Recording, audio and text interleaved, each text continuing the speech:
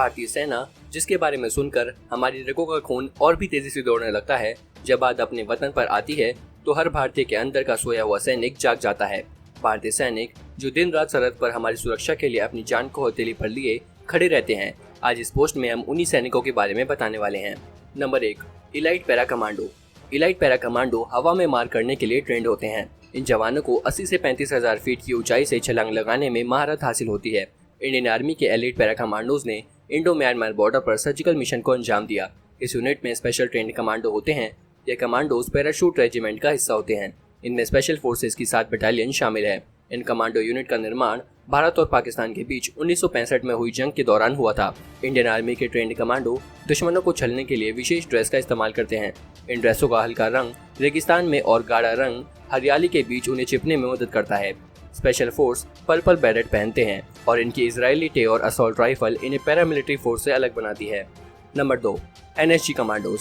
NSG देश की सबसे अहम कमांडो फोर्स में से एक है, जो गृह मंत्रालय के अंदर काम करते हैं।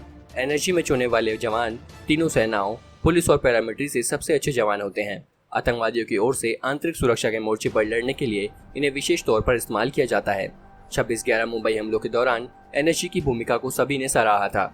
इसके साथ ही वीआईपी सुरक्षा, बम निरोधक और एंटी हाईजैकिंग के लिए इन्हें खासतौर पर इस्तेमाल किया जाता है। इनमें आर्मी के लड़ाके शामिल किए जाते हैं। हालांकि दूसरे फोर्सेस से भी लोग शामिल किए जाते हैं। इनकी फुर्ती और तेजी की वजह से इन्हें ब्लैक कैट भी कहा जाता है। Number 3, Marcos. मार्कोस का नाम आपने कम ही सुना होगा। इंडियन नेवी के स्पेशल कमांडोज, जिन्हें आम नजरों से बचाकर रखा गया है। मार्कोस को जल, थल और हवा में लड़ने के लिए विशेष ट्रेनिंग दी जाती है। समुद्री मिशन को अंजाम देने के लिए इन्हें महारत है। 20 साल उम्र वाले प्रति 10,000 युवा सैनिकों में से एक का सिलेक्शन मार्कोस फोर्स के लिए होता है। इसके बाद इन्हें अमेरिकी और ब्रिटिश सील्स के साथ 2.5 साल की कड़ी ट्रेनिंग करनी होती है। स्पेशल ऑपरेशन के लिए इंडियन नेवी के इन कमांडोज को बुलाया जाता है। मार्कोस हाथ पैर बंधे होने पर भी तैरने में माहिर होते हैं। ये कमांडो हमेशा सार्वजनिक होने से बचते हैं। नौसेना के सीनियर अफसरों की माने तो परिवार वालों को भी उनके कमांडो होने का पता नहीं होता है। 26/11 हमले में आतंकवादियों से निपटने में इनकी खास भूमिका थी।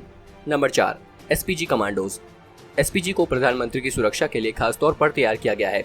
हालांकि वह अपने ट्रेडमार्क सफारी सूट में हमेशा दिखते हैं, लेकिन कुछ खास मौकों पर एसपीजी कमांडोज को बंदूकों के साथ काली ड्रेस में भी देखा जाता है। एसपीजी के जवान बहुत ही ज्यादा चुस्त और समझदार होते हैं। पूर्व प्रधानमंत्री इंदिरा गांधी की हत्या के बाद 1985 में इसे बनाया गया। अब यह कमांडो फोर्स पूर्व प्रधानमंत्री और उनके परिवार को सुरक्षा प्रदान करते हैं। Number 5, Indian air force. Indian air force ने 2004 में अपने एयरबेस की सुरक्षा के लिए इस फोर्स की स्थापना की, मगर गरुड़ को युद्ध के दौरान दुश्मन की सीमा के पीछे काम करने के लिए ट्रेंड किया जाता है। आर्मी फोर्सेस से अलग ये कमांडोज काली टोपी पहनते हैं। गरुड़ जवान पानी, हवा और रात में मार करने के लिए अनोखी क्षमता रखते हैं और इन्हें मुख्य तौर पर माओवादियों के खिलाफ मुहिम में शामिल किया जाता है। ऐसी ही और भी कई खबरों को सबसे पहले पाने के लिए जुड़े रहें हमारे साथ। सब्सक्राइब करें हमारा चैनल ऐसी ही लेटेस्ट और इंटरेस्टिंग खबरों के लिए।